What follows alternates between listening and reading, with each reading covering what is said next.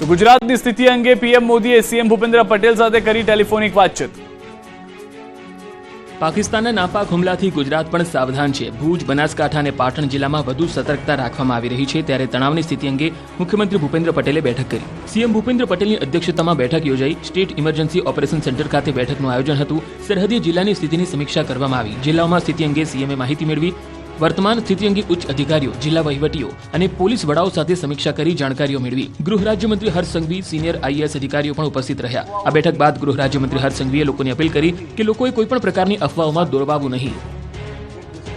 બીજી તરફ ગુજરાતની સ્થિતિને લઈ પીએમ મોદીએ સીએમ ભૂપેન્દ્ર પટેલ સાથે ટેલિફોનિક વાતચીત કરી। આ અંગેની જાણકારી સીએમ ભૂપેન્દ્ર પટેલે ટ્વીટ કરીને આપી। પીએમ મોદીએ સરહદ પર સર્જાયેલી પ્રવર્તમાન તણાવની સ્થિતિમાં ગુજરાતની સરહદીય રાજ્ય તરીકેની સજ્જતા તથા રાજ્ય સરકાર દ્વારા હાથ ધરાયેલ આગોતરા આયોજનની વિગતો મેળવી હતી। સંદર્ભમાં જરૂરી માર્ગદર્શન આપ્યું। વડાપ્રધાને ખાસ કરીને પાકિસ્તાનની સરહદ સાથે જોડાયેલા કચ્છ, બનાસકાંઠા, પાટણ, જામનગર જેવા સંવેદનશીલ જિલ્લાઓમાં નાગરિકોની સુરક્ષા સલામતીના રાજ્ય સરકાર દ્વારા લેવાયેલા પૂરતા પગલાઓ અંગેની પણ વિગતો મેળવી હતી।